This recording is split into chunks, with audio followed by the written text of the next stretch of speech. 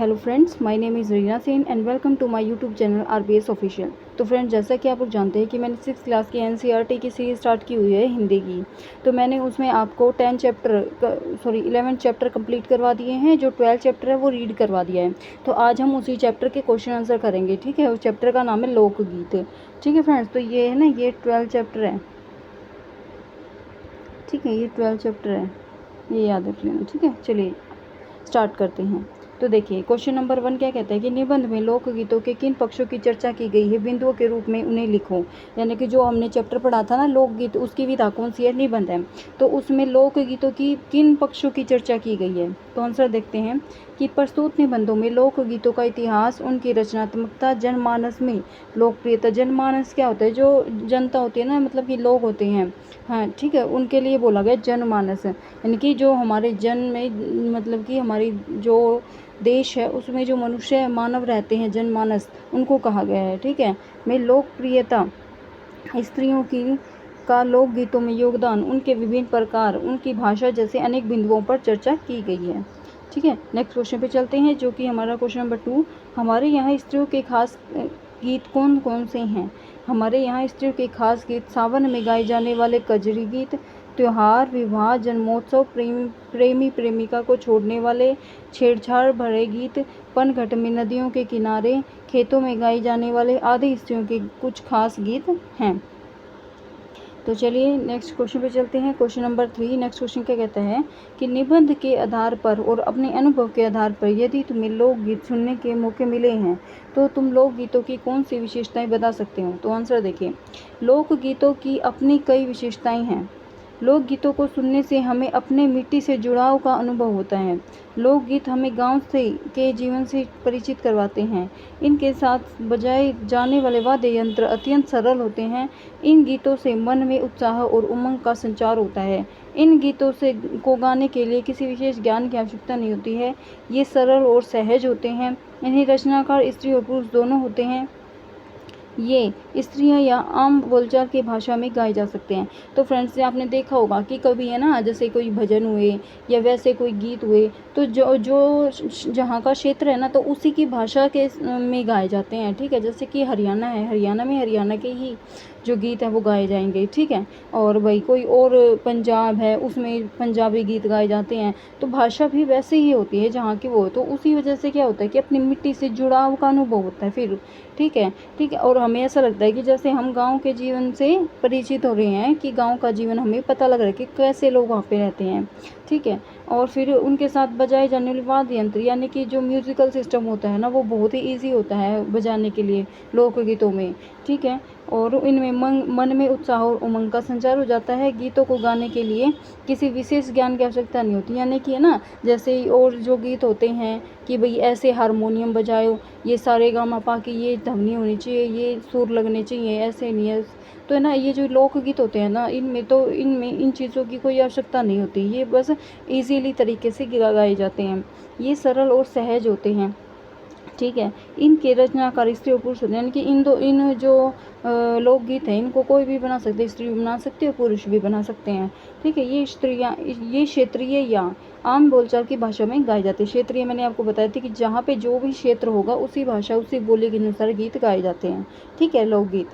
चलिए next question पे चलते हैं। हमारा क्वेश्चन नंबर है 4। क्वेश्चन नंबर 4 क्या कहता है कि पर सारे देश के अपने अपने विद्यापति हैं। इस वाक्य का क्या अर्थ है, पाठ पढ़कर मालूम करो और लिखो। तो आंसर देखिए कि कवि विद्यापति बहुत प्रसिद्ध हैं। उन्हें मैथिल कोकिल कहा जाता है। मैथिल कोकिल क्यों कहा जाता है, क्योंकि है ना भाई, वो उनकी जो आवाज़ है ना, वो एक कोयल जैसी है, और वो मैथिल की भाषा में मतलब कि गाते थे।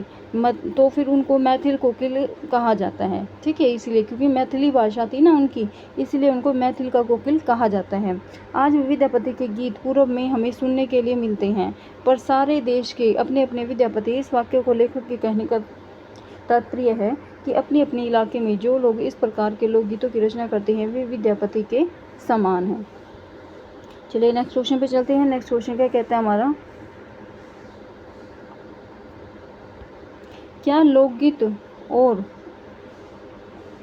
क्या लोकगीत और नृत्य सिर्फ गांव या कबीलों में ही पाए जाते हैं? शहरों के कौन से लोकगीत हो सकते हैं? इस पर विचार करें और लिखें। देखो, लोकगीत और लोक नृत्य गांव या कबीलों में ही प्रसिद्ध हैं, क्योंकि शहरी जीवन अति व्यस्त होता है। शहर में जगह की भी कमी पाई जाती है, परंतु कुछ खास अवसरों पर जैसे विवाह, त्योहार, धार्मिक अनुष्ठान और आदि पर यहाँ पर भी लोग अपने अपने गांव में लोक कलाकार और लोक नर्तकों को बुलाते हैं। चलिए नेक्स्ट क्वेश्चन पे चलते हैं। नेक्स्ट क्वेश्चन क्या है? Question number 6। क्वेश्चन नंबर 6 क्या कहते हैं कि जैसे जैसे शहर फैल रही हैं और गांव सिकुड़ रहे हैं, लोकगीतों पर उनका क्या असर पड़ रहा है? अपने आसपास के लोगों से बातचीत करके और अपने अनुभव के आधार पर एक अनुच्छेद लिखें। अनुच्छेद होता है फ्रेंड्स, जो कि एक पैराग्राफ होता है ना, उसको ये अनुच्छेद कहा गया है। देखो आंसर, अब गाँव भी शहरीकरण से अछूते नहीं रहे हैं, यानी कि जो गांव भी हैं शहरीकरण में, उनमें भी शहरों जैसी ही चीज़ें आने लगी हैं। सिनेमा, घर घर टेलीविज़न, मनोरंजन के सस्ते साधन उपलब्ध हो जाने के कारण भी अब लोकगीत कम होते जा रहे हैं। यहाँ तक कि शादी विवाह जैसे पवित्र अवसरों पर भी लोकगीत सुनाई नहीं देते। अब लोग भी लोकगीतों की जगह फिल्मी गीत सुनना पसंद करते हैं, जिनमें लोकगीतों की सरसता की जगह केवल शोर शराबा सुनाई देता है। कई बार शब्दों के माधुर्य की जगह फूहड़ शब्द का शोर ही सुनाई पड़ता है। ठीक है, तो इन्होंने यही पूछा था ना कि जैसे जैसे शहर फैल रही हैं और गांव सिकुड़ रहे हैं, लोकगीतों पर उनका क्या असर पड़ रहा है? तो वही चीज़ है कि भाई गांव में भी क्या है, शहरीकरण का दबदबा बढ़ता जा रहा है और वही सारी चीज़ें आती जा रही है। घर घर में टीवी होने लग गया है। ठीक है, शादियों में भी वैसे गाने बजने लगे, लोकगीत नहीं बजते। तो यही चीज़ अब आजकल हर जगह हो रही है। तो हमारा नेक्स्ट क्वेश्चन 7, जो कि है भाषा की बात।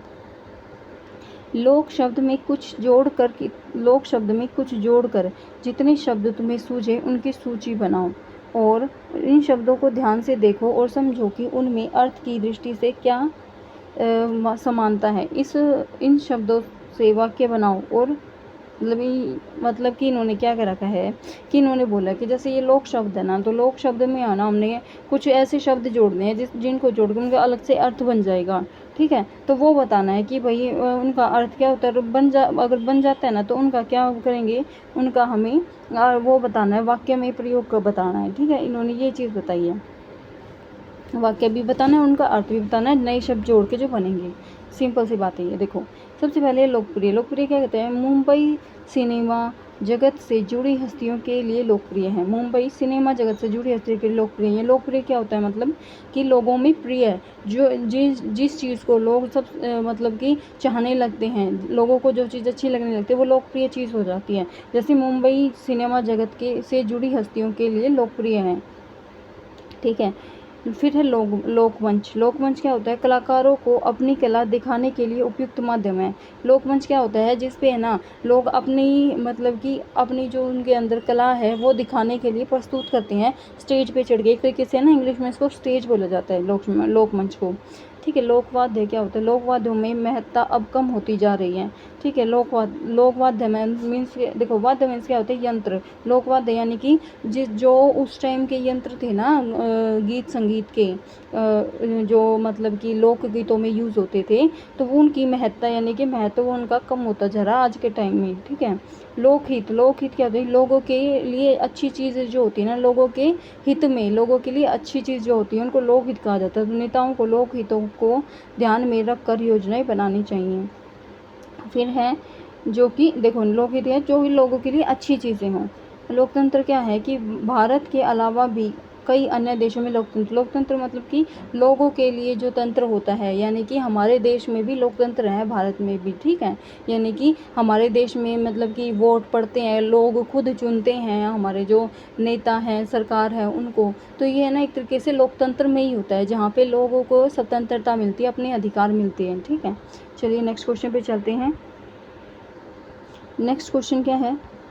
बारहमासा गीत में साल के 12 महीनों का वर्णन होता है। नीचे विभिन्न अंकों से जुड़े कुछ शब्द दिए गए हैं, इन्हें पढ़ो और अनुमान लगाओ कि इनका क्या अर्थ है और वह अर्थ क्यों है। इस सूची में तुम अपने मन में सोचकर भी कुछ शब्द जोड़ सकते हो। जैसे कि है ना, ये हमें है ना शब्द दिए गए हैं। ठीक है, तो 12मासा गीत में साल के 12 महीनों का वर्णन होता है। एक 12मासा गीत है, इसमें किसका वर्णन होता है? साल के 12 महीनों का। ठीक है, तो इन्होंने क्या कहा है कि भाई कुछ शब्द ऐसे दिए गए हैं, जैसे इकतारा है, सरपंच है, चारपाई, सप्तऋषि, अठन्नी, तिराहा, दोपहर, छमाही, नवरात्र। तो इनको बताना है कि भाई इनमें से इनका अर्थ बताना है हमें, ठीक है, कि भाई इनका अर्थ क्या होता है। जैसे 12 मास में तो गीत के साल 12 महीनों का वर्णन होता है ना, वैसे इनमें किन किन चीज़ों का वर्णन। एक तारा में क्या होता है, एक तरीके का वाद्य यंत्र है और इसमें एक तार होता है, एक तार से बजता है ये, ठीक है। तो एक तार से बजने वाला वाद्य यंत्र। सरपंच क्या होता है, सरपंच जिसमें भाई 5 पंचों का प्रमुख होता है, सरपंच 5 होते हैं ना, उनमें से जो मेन होता है वो सरपंच कहलाता है, ठीक है। चारपाई, 4 पैरों वाली खाट होती है चारपाई। सप्तऋषि, 7 ऋषियों का समूह, तारागण, ठीक है। सप्तऋषि जैसे हम टेली होता है तो आसमान में हम देख भी सकते हैं इसको, सप्तऋषियों का समूह, ठीक है। फिर है अठन्नी, 50 पैसे का सिक्का होता है। तिराहा क्या होता है, 3 राहों का समूह, ठीक है, जहाँ पे 3 रास्ते मिलते हों। फिर है दोपहर, जब दोपहर का समय बीत गया हो, ठीक है, यानी मध्याह्न। फिर है 6 माही, 6 महीने में होने वाला। नवरात्र, 9 रातों का समूह, ठीक है। तो ये इस तरीके से हो जाएंगे। नेक्स्ट क्वेश्चन पे चलते हैं। नेक्स्ट क्वेश्चन हमारा क्वेश्चन नंबर 9। क्वेश्चन नंबर 9 क्या कहता है, को में से आदि वाक्य में संज्ञा का दूसरे शब्दों के साथ संबंध दर्शाते हैं। पिछले पाठ झांसी की रानी में तुमने का के बारे में जाना। नीचे मंजरी जोशी की पुस्तक भारतीय संगीत की परंपरा से भारत के एक लोक वाद्य का वर्णन दिया गया है, इसे पढ़ो, रिक्त स्थानों में उचित लिखो। यानी कि है ना, हमें एक तरीके से एक पैराग्राफ दे दिया, उनमें से मतलब कि डैश डैश करके दे रखा है, जैसे ये दे रखे हैं ना, तो हमें ये बताना है कि इनमें कौन कौन से शब्द आ सकते हैं, किस किस में से, जैसे को, में से, या फिर इधर का, के, की, इन इन ये चीज़ लगाने हमारे भी ये जो पैराग्राफ दे रखा है इसमें, ठीक है। तो चलिए अब हम स्टार्ट करते हैं। देखो, तुर ही भारत के कई प्रांतों में प्रचलित है। तुर ही भारत के कई प्रांतों में प्रचलित है। यह दिखने डैश अंग्रेजी के एस या सी अक्षर की तरह होती है। देखो, की तरह तो मैंने ही बोल दिया, तो यहाँ पे आ जाएगा की, इन्होंने दे रखा है। तो ये क्या कर रखा है कि भाई तुर ही भारत के कई प्रांतों में प्रचलित है, दिखने में, ठीक है, यहाँ पे आ जाएगा में, जो कि इन्होंने दे रखा है, ठीक है। यहाँ पे आ जाएगा में और यहाँ पे आ जाएगा की। भारत डैश विभिन्न प्रांतों में पीतल या कांसे डैश बना यह वाद्य अलग अलग नामों से डैश जाना जाता है।